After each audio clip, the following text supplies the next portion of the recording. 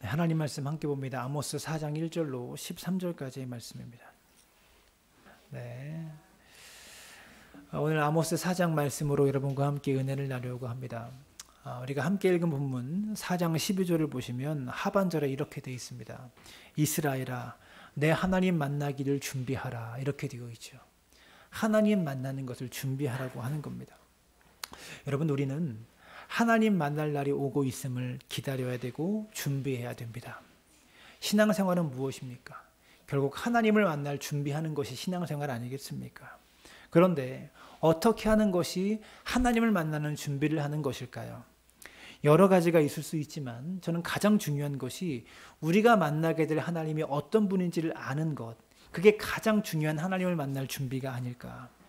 여러분, 우리가 세상에서도 선을 보려고 하면, 기업 간에 거래를 하려고 하면 그 기업이 어떤지, 또 선을 볼 때도 그 사람이 어떤지 정보를 수집합니다.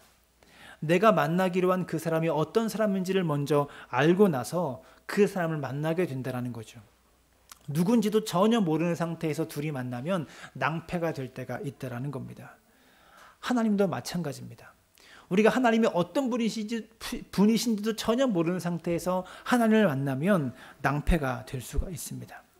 우리가 하나님을 만날 준비를 해야 되는데 그 준비 가운데 가장 중요한 것은 우리가 하나님이 어떤 분인지를 알아야 된다는 것이죠. 오늘 아모스 4장 말씀을 통해서 우리가 만나야 될 하나님이 어떤 분인지를 함께 배워갈 수 있는 시간 되기를 원합니다. 오늘만이 아니라 여러분이 말씀을 읽고 성경을 읽으면서 그리고 신앙생활을 하면서 가장 중요한 것이 하나님이 어떤 분인가를 깨닫고 배우고 알게 되는 것, 이것이 가장 중요하다는 거죠. 오늘 본문에 하나님을 5가지 정도로 소개하고 있는데요. 첫 번째, 하나님은 어떤 분이냐? 1절을 보시면 사마리아 산에 있는 바산의 암소들아, 이 말을 들으라. 너희는 힘없는 자를 학대하며 가난한 자를 압제하며 가장에게 이르기를 술을 가져다가 우리로 마시게 하라 하는도다. 하나님이 어떤 분인지 보니까 1절과 2절 말씀을 두고서 보면 주님은 힘 있는 자가 힘 없는 자를 학대하고 있는 모습을 보십니다. 부유한 사람이 가난한 사람을 압제하는 모습을 주님께서 보고 계십니다. 그리고 탄식하시면서 그들을 심판하시죠. 2절 보실까요? 주 여호와께서 자기의 거룩함을 두고 맹세하시되 때가 너희에게 이를지라 사람이 갈고리로 너희를 끌어가며 낚시로 너희의 남은 자들도 그리하리라. 힘없는 자를 학대하고 가난한 자를 압제하는 사람들을 하나님이 어떻게 하시겠대요? 갈고리로 너희를 끌어가시겠대요. 낚시로 너희 남은 자들도 낚시로 이렇게 끄집어내듯이 쏙쏙 뽑아서 다 심판하시겠대요. 쉽게 말해서 오늘날 한국 사회에서 통용되는 모습을 보면 하나님은 강한 사람이 약한 자를 상대로 갑질하는 모습을 싫어하신다라는 얘기입니다. 갑질이 뭔지 아시죠? 힘이나 돈을 가진 사람이 상대적인 약자를 괴롭히는 것을 일컬어 갑질이라고 합니다. 오늘 하나님이 나는 갑질을 싫어한다. 강한 자가 약한 자를 학대하고 압제하는 것을 싫어한다라고 말씀하고 있다는 거죠. 아모스 4장 1절이 선언하고 있는, 심판하고 있는 죄가 무엇입니까? 갑질이라는 겁니다. 이렇게 갑질을 행하는 자들에게 하나님이 심판하실 것이다. 아모스 시대의 특징이 뭐였다고요? 지진전 2년의 모습. 앞으로 2년만 있으면 하나님께서 이 땅을 지진으로 심판하실 것인데 그 당시 2년 전의 사회의 모습이 어떠했다고요? 빈부의 격차가 심했어요. 신발 한 켤레 가지고 한 켤레를 주면서 그 사람을 노비로 사는 일이, 빈부의 격차가 워낙 심해서 그런 일이 성행했었다라는 것이죠. 그래서 강한 자가 약한 자를 상대로 갑질하는 모습이 사회적으로 만연했던 거예요. 오늘날 우리 사회도 갑질이 만연합니다. 직장 상사가 노동자를 함부로 대하기도 하고요.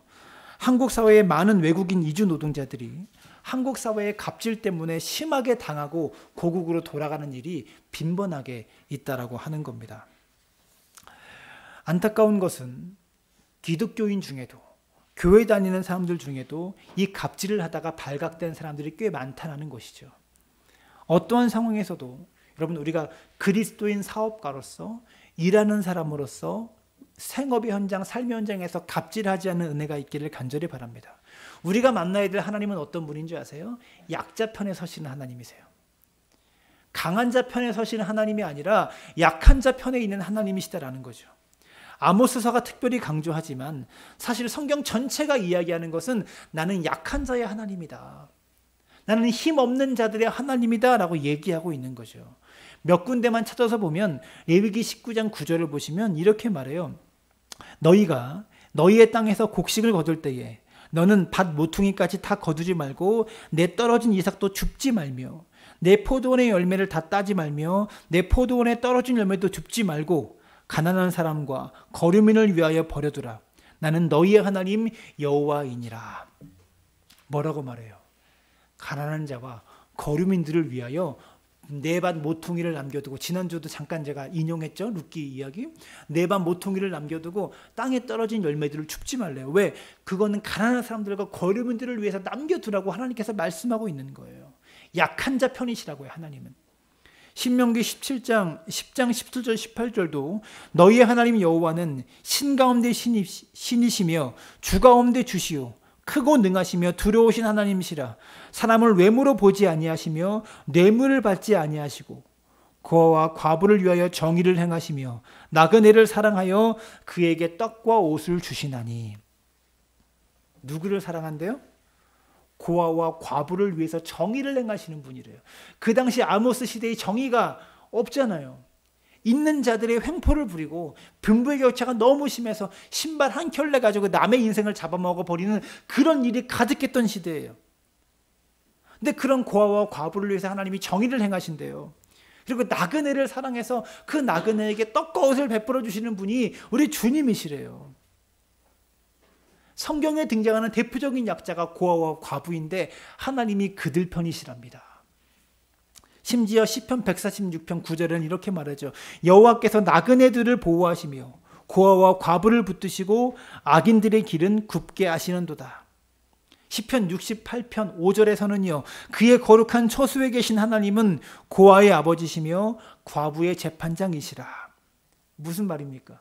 하나님은 약한 자들의 하나님이시다라는 겁니다. 힘없는 자들, 연약한 자들의 하나님이시다라는 거죠. 우리가 섬기는 하나님이요, 작은 자들에게 굉장히 관심을 갖고 있어요. 우리와 같이 연약하고 힘없는 자들에게 관심을 주시는 분이십니다. 그래서 하나님이 너희가 만약 약자를 괴롭히면 나도 너희를 괴롭히겠다. 이렇게까지 말씀하셨다고요. 출애굽기 22장을 보시면 22장 21절부터 한번 볼까요? 너는 이방 나그네를 압제하지 말며 그들을 학대하지 말라. 너희도 애굽 땅에서 나그네였음이라. 너는 과부나 고아를 해롭게 하지 말라. 내가 만일 그들을 해롭게 함으로 그들이 내게 부르짖으면 내가 반드시 그 부르짖음을 들으리라. 나의 노가 맹렬함으로 내가 칼로 너희를 죽이리니 너희 아내는 과부가 되고 너희 자녀는 고아가 되리라. 무슨 말이에요?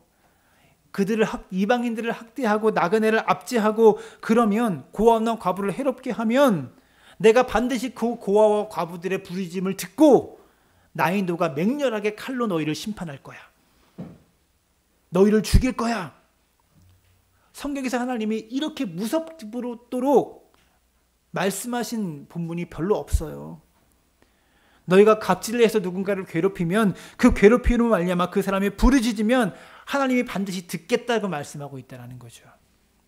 그런데 만약 약자가 그 갑질을 하는 사람을 향해서, 약한 자가 그 강자를 향해서 이렇게 기도하면 하나님 나에게 저 갑질을 행하는 사장님을 망하게 해주세요. 그렇게 기도하면 하나님 그 기도를 반드시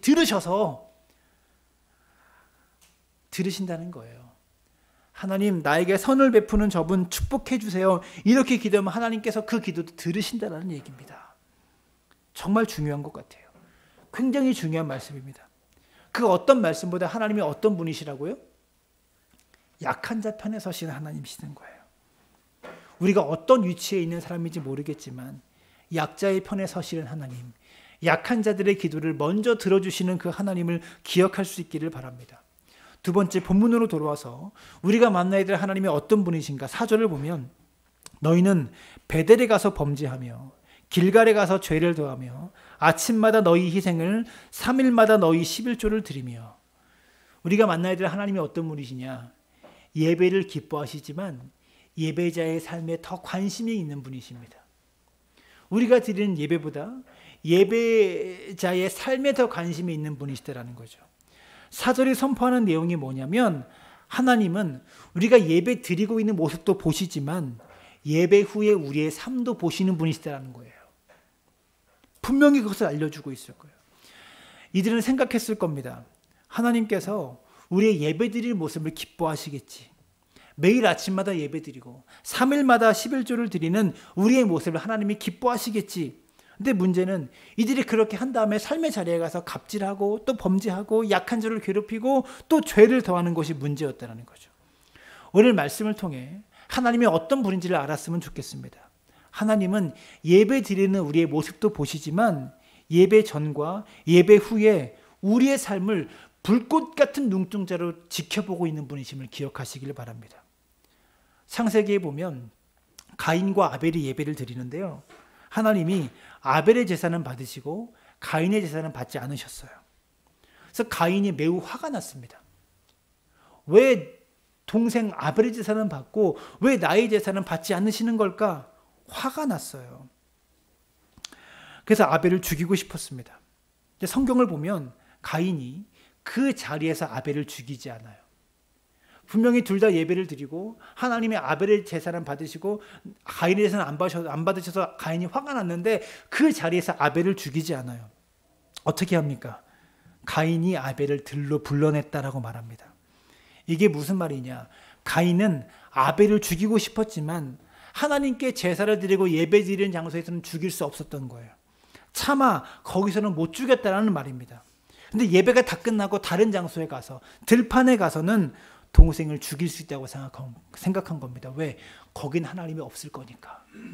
예배 드리는 곳에 하나님이 계시니까 하나님이 보는 앞에서 나는 동생을 죽일 수 없어. 그래서 어디로 불러내죠? 들판으로 불러낸 거예요. 가인의 문제가 무엇입니까? 자신의 형제인 아벨을 미워하는 것도 문제였지만 하나님에 대한 이해가 잘못되어 있어요. 하나님은 우리가 예배드리는 이 장소에도 계시지만 빈들에도 계시는 분임을 몰랐던 거예요. 우리의 일터에도 계시는 분임을 가인은 몰랐던 거예요. 사랑하는 여러분, 하나님께서 우리가 예배드리는 모습을 보시지만 예배 후에 우리의 삶도 지켜보고 있는 분임을 여러분 모두가 기억할 수 있기를 간절히 바랍니다. 우리는 얼마나 다릅니까? 우리는 언제나 예배 드릴 때 최고의 모습으로 예배 드리려고 노력합니다. 하나님 앞에 거룩한 모습으로, 정결한 모습으로, 믿음 좋은 모습으로 하나님께 보여드리려고 노력합니다. 근데 예배 후에는 우리 마음대로 살아갈 때가 너무 많다는 것이죠. 여러분, 주님은 예배 시간에 우리가 하나님을 만나는 그 뜨거운 만남보다 삶에서 보여주는 우리의 진짜 믿음의 모습을 원하신다는 것을 여러분들이 깨달으셨으면 좋겠습니다. 아무리 기도를 많이 하고 아무리 뜨거운 예배를 드렸어도 예배 후에 우리의 모습이 하나님을 의식하며 살아가는 삶의 모습이 없다면 하나님께서 기뻐하시지 않아요. 근데 우리는 가인과 똑같아요. 교회에 오기 전에 부부가 싸우고 오다가 차마 교회에서 예배 드릴 때는 못 싸우죠. 근데 예배 후에 집에 돌아가서는 얼마든지 싸울 수 있다고 생각합니다. 그게 가인의 모습과 똑같은 거예요. 우리는 철저히 예배 드릴 때의 모습과 예배 후의 모습을 구분합니다. 근데 하나님이 그것이 너무너무 싫다고 말씀하고 있는 거예요. 세 번째로, 오늘 본문이 말씀하는 하나님이 굉장히 무서우신 하나님이신데요. 6절부터 11절까지 반복하는 내용이 뭐냐면, 내가 너희에게 이러이러한 재앙을 내렸는데 너희가 돌이키지 않았다라는 거예요. 이렇게 말씀하십니다. 눈으로 따라오시면 6절을 볼까요? 6절 말씀. 또 내가 너희 모든 성읍에서 너희 일을 깨끗하게 하며 너희 각 처소에서 양식이 떨어지게 하였으나, 여기 너희 일을 깨끗하게 하였다라는 표현이 나오죠. 이게 무슨 말이냐면 양식이 없어서 입으로 먹은 게 없으니까 칫솔질을 할 필요가 없다는 그런 얘기예요. 7절도 또 보면 또 추수하기 석 달 전에 내가 너희에게 비를 멈추게 하여, 추수하기 석 달 전에 비를 멈추는 재앙을 하나님께서 내려주셨는데 이때도 하나님께 이들이 돌아오지 않았다는 거예요. 8절, 두세 성읍 사람이 어떤 성읍으로 비틀거리며 물을 마시러 가서 만족하게 마시지 못하였으나, 물을 마시러 갔는데 한 두세 사람이 비틀거리면서 너무 갈증나서 비틀거리면서 물을 마시러 갔는데 만족하게 못 마시고 들어옵니다. 물이 떨어졌다는 그런 얘기예요. 9절을 보시면 내가 곡식을 마르게 하는 재앙과 깐부기 재앙으로 너희를 쳤으며 팥죽이로 너희의 많은 동산과 포도원과 무화과나무와 감람나무를 다 먹게 하였으나 메뚜기와 같은 재앙들이 와서 공충들이 다 열매를 먹어버렸다라는 거예요. 10절을 또 보면 전염병이 보내지고 11절을 보면 성읍이 무너집니다. 하나님께서 내가 이러이러한 재앙을 너희에게 보냈는데 너희가 돌아오지 않았다. 그 말씀하고 있는 거예요. 여기서 우리가 봐야 될 것이 있는데요. 하나님께서 이렇게 내리신 재앙의 목록도 충격적이지만 먹을 것이 없게 하신 거예요. 이를 닦을 필요가, 입으로 들어간 게 없으니까. 또 추수할 때 그때 되면 비가 좀 많이 내려야 되는데 석 달 전이면 항상 한창 곡식이 자라날 그런 시기 아니에요. 근데 비가 안 와요. 추수할 게 없는 거죠. 물이 없어요. 물을 찾으러 떠났는데 만족하게 마시지 못하고 돌아왔대요. 또 추수할 때가 되니까 깐부기 재앙, 팥죽이 재앙, 메뚜기 재앙 이런 것들이 연달아 계속 오는 거예요. 전염병을 보내고 성읍이 무너지고 더 충격적인 내용, 이런 재앙의 내용도 충격적인데 더 충격적인 게 뭐냐면 10절을 잘 보세요. 너희 중에 전염병 보내기를 애굽에서 한 것처럼 하였으며 11절 내가 너희 중에 성읍 무너뜨리기를 하나님인 내가 소돔과 고모라를 무너뜨림같이 하였으므로. 이게 굉장히 중요한 표현입니다. 왜냐하면 이스라엘 백성은 굉장히 선민의식을 갖고 있었어요. 우리는 하나님이 선택한 민족이기 때문에 하나님이 우리 민족은 지키실 거야. 이것입니다. 우리가 선택받았기 때문에 애굽에 내리신 재앙들을 너희에게 내리시지 않겠다라고 하나님께서 약속하셨다고요. 출애굽기 15장 26절을 보시면 이르시되 너희가 너희 하나님 나 여호와의 말을 들어 순종하고 내가 보기에 의를 행하며 내 계명에 귀를 기울이며 내 모든 규례를 지키면, 이 다음에 조건이 달려있죠. 내가 애굽 사람에게 내린 모든 질병 중 하나라도 너희에게 내리지 아니하리니 나는 너희를 치료하는 여호와임이라. 그런데 아까 10절 다시 보여주세요. 내가 너희 중에 전염병 보내기를 애굽에서 한 것처럼 하였으며. 애굽 땅의 전염병이 뭐예요? 유월절 장자의 죽음, 그런 전염병과 같은 무서운 병을 너희에게 보냈다라는 거예요. 근데 하나님께서 구약시대의 출애굽기 시대에 어떤 약속하셨어요? 너희가 내 말을 잘 듣고 지키면 애굽 땅에 내린 재앙 중에 하나라도 너희에게 내리지 않겠다. 그렇게 말씀하셨잖아요. 하나님의 약속이 있어요. 이 약속이 있었다고요. 근데 조건이 뭐예요? 너희가 내 안에 거하면, 나의 말에 순종하면, 나를 잘 따르면 애굽에 내린 계명에 하나라도, 재앙이 하나라도 너희에게 내리지 않겠다. 이 하나님의 약속이 분명히 있었다는 거죠. 근데 그 약속에 대한 조건이 다 잊어버렸어요. 하나님의 뜻대로 살지 않고 내 마음대로 살면서도 이스라엘 백성은 우리 애굽 사람들에게 내렸던 재앙을 하나님께서 우리에게 하나도 내리지 아니하실 거야. 이 믿음이 있었다는 거예요. 자기 마음대로 살면서도. 근데 하나님께서 오늘 아모스 4장을 통해서 완전히 그 생각을 깨트려 버리십니다. 애굽에게 내렸던 재앙이 너희에게도 내린다. 심지어 소돔과 고모라에 내렸던 재앙이 너희에게도 내린다. 무슨 말입니까? 너희가 특별하지 않다. 너희가 선민이 아니다. 내가 선택했다고 해서, 내가 선택한 이스라엘이라고 해서 너희가 특별하지가 않다라는 거예요. 너희가 특별한 이유는 어디에 있는가? 너희가 내 말을 지키면, 내 말을 따르면, 내 말에 순종하면 너희가 특별해지는 건데, 이러지 않았으므로, 나를 따르지 않았으므로, 내 말에 순종하지 않았으므로 너희는 더 이상 특별하지 않다라고 말씀하고 있는 거죠. 여러분, 성경을 주의 깊게 읽어보세요. 신명기에서 강조하는 것이 뭐예요? 너희가 내 말을 잘 지키면, 너희가 내 말에 순종하면, 너희가 내 안에 거하면 너희는 내 백성이 될 것이요. 너희가 하나님의 뜻대로 살지 않으면 너희는 망하게 될 것이다. 여러분, 바르게 하셨으면 좋겠습니다. 착각하지 마시기를 바랍니다. 우리가 예수를 믿어요. 하나님의 자녀가 되었어요. 그런데 하나님의 자녀답게 살아야 진짜 하나님의 자녀인 거예요. 깨닫는 은혜가 있기를 바랍니다. 네 번째, 오늘 본문을 통해 하나님 말씀하십니다. 내게 돌아오라. 하나님께서 이스라엘에게 재앙을 주셨던 목적이 무엇이냐면 재앙 자체가 심판이 아니라 진짜 심판을 피하기 위한 경고였던 거죠. 이들에게 재앙을 주신 이유는 진짜 심판이 있는데 그 진짜 심판만은 너희가 피해야 돼. 그러니까 그거를 피하기 위해서 심판을 주신 거예요. 지금 미리 주신 거예요. 하나님이 전쟁을 주셨어요. 기근도 주셨어요. 깐부기와 팥종의 재앙도 주셨어요. 이게 뭐냐면 그 메뚜기 떼와 같은 그런 곤충 떼가 와서 다 먹어버린다는 거예요. 농작물을. 근데 이런 재앙을 주신 이유가 뭡니까? 내게 좀 돌아오라고. 지진이 일어나기 2년 전에 이런 재앙을 통해서 내게 좀 돌아오라고. 그때는 내가 이 성을 다 멸하고 다 이 땅을 흔들어 버릴 테니까 그 전에 내게 돌아와. 유행가처럼 반복되는 거예요. 6절 후반부도 보시면 너희가 내게로 돌아오지 아니하였도다. 8절에도 너희가 내게로 돌아오지 아니하였느니라. 9절에도 너희가 내게로 돌아오지 아니하였다.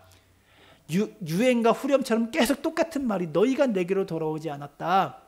이렇게 반복돼요. 오늘 본문을 통해서 하나님께서 이스라엘 백성들에게 원하시는 모습이 무엇인지를 아셨으면 좋겠습니다. 오늘 본문에 예배 드리는 모습이 나옵니다. 근데 주님이 예배 드리는 것만으로 만족하지 못하시겠다라는 겁니다. 예배 드리는 것마저 나는 만족하지 않는다.